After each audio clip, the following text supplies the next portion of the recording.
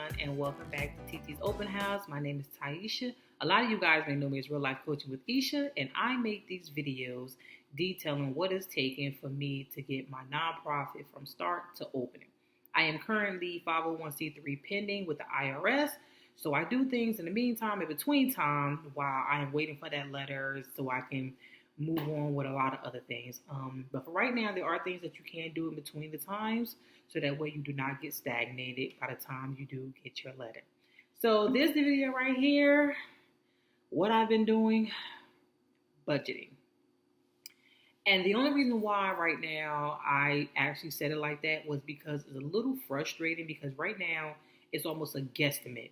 So I don't have anything compared to because my house is not open yet. I'm still in the pending process, and it's like when you're writing a business plan, they want detail on what you're paying for, what you need, this and that for the donors, sponsors, and stuff like that. But you have really nothing to compare to. So right now it's kind of like just a guesstimate of what I think things will cost. What I have done was I've created a right now budget, a monthly budget, and a yearly budget. So the right now budget is things that I'm just going to need one and done. That's it. So whether it be like a refrigerator, a stove, whether it is linens and things, rugs, fixer-uppers, things like that, I'm putting that into the one and done, pretty much the right now budget. I'm creating a monthly budget, which is what I think things will cost, and that includes even a mortgage. I don't want to rent a house because my house that I'm having is a transitional house for teens who are aging out of foster care between the ages of 18 and 21. And the reason why I don't want to rent is because if I get those teens in the house, and let's just say a year from now or so, the landlord doesn't want to renew the lease. Now I have to uproot those teens who've gotten comfortable and they're doing great to somewhere else, and I may not even be able to find a place that would even accept, all these people or accept that I have a transitional house and this is what I need.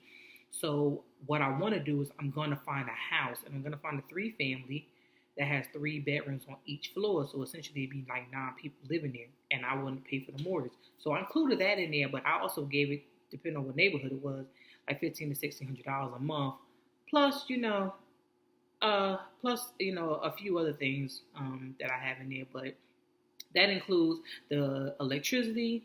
I'm also including food. I'm also including the programs that I will be included in that monthly budget. Also included payroll, employees. I just included a whole bunch of things. Everything that you would pay for every month, cell phone bill, cable, internet, toiletries, things like that. That's what it was in a monthly budget. Now the yearly budget, I have to create all of that times 12 months of it, essentially, but it's a little bit hard because, like I said, you don't want to ask for too much and then your donors kind of get scared away. But you don't want to ask for too little and then you realize, like, oh, snap, I need a little bit more money. But I don't want to do 2 and 3 more fundraisers. Like, I'm trying to get it on point now. But like I said, it's kind of hard when you're not open and you don't have anything to compare to. So it's kind of like a guesstimate, but it's like I don't want to overguess. I don't want to underguess. I kind of like want it right there. So that is kind of what I'm doing right now as far as budgeting though, but you can tweak your numbers a little bit, because you may not have the programs that I have. Maybe a lot of programs are free to you, but they're not free to me, and vice versa.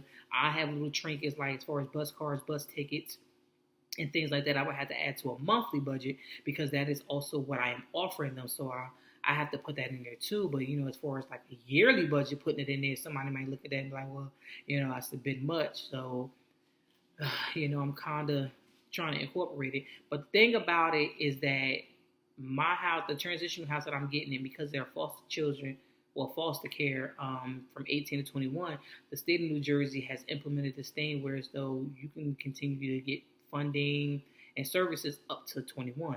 So the good thing about it is that my house would be sustained by me, charging for rent and board, for a room and board. And the state will pay for them to stay there up until the age of 21. So when I calculated it, if I get 9 people, I can, make anywhere around $7,200 a month. That right there will sustain the house for an entire month, plus with a little left over. So God forbid, if I don't get the grants and things like that I need, at least the house will still be there. And that's what I wanted. I didn't want to depend on the donors. I didn't want to depend on grants. I didn't want to depend on funding. I didn't want to depend on that. I wanted to be able to sustain the house by itself just in case those things didn't come through.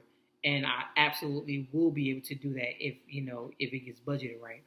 But like I said, when you're just now opening, that budget, it's really nothing to compare to because you don't know what you're going to spend. You don't know what you're going to need. It's like I'm trying to remember everything. Sometimes I'm in the supermarket and I pull up my phone like, oh yeah, I might need that for services. Let me put that in there and let me do some research about that. And I don't really have analytics to really compare it to what's going on in the neighborhood because where I'm going to be at is not a lot of people, maybe like one other charity that's doing the same thing, but not really similar to what I'm doing. Like they're offering somewhere for them to stay and some resources.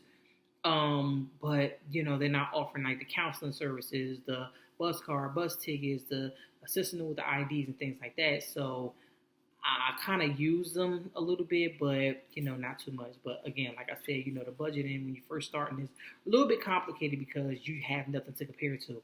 Now, year 2, I can have a lot to compare to because I can always look back on year 1 and say, okay, this is what we spent. We didn't need this. This is what we had. We had funding for this. We didn't have. We got to cut back on this. It's easier. But right now, I'm trying to get it together because, like I said, I'm going to need it with my business plan. And I want to make sure that it's great because I want to make sure that we get exactly what we need and how we need it. Okay? So this is a short little video to let you guys know about the budgeting, what I'm doing it, and how hard it is. Now, you may be able to, look online just to see, like, some of the programs that you may need. But every nonprofit is different. Whatever nonprofit you have, try to see in your neighborhood, maybe even in surrounding neighborhood, to see what their programs are, see how much they're charging, see what it is, what it's not, and things like that. Like, it's all about research because things change every single day.